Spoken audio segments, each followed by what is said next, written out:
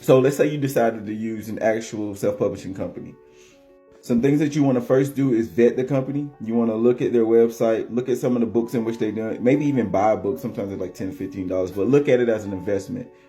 Once you purchase that book, look at the quality of the book, look at the illustrations, then look at the actual author and reach out to them and see if they were happy with the communication that went on within the process of creating that.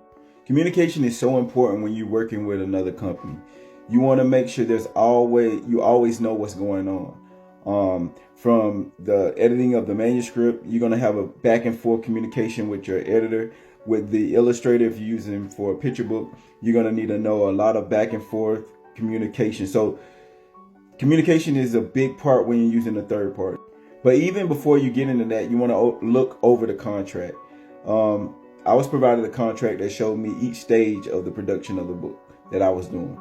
The contract that I had, it was set up where at each stage I would pay a certain amount of money. I think my overall budget for that project for I think both of these books each was, I want to say like $5,500 a piece, of course.